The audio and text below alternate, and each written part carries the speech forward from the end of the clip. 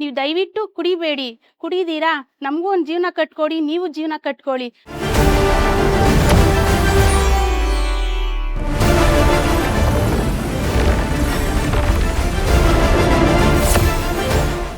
ನನ್ನ ಹೆಸರು ಪುಷ್ಪಲತಾ ಅಂತ. ನಾನು ಬೆಟ್ಟಾಸೂರಿಂದ ಬಂದಿದ್ದೀನಿ.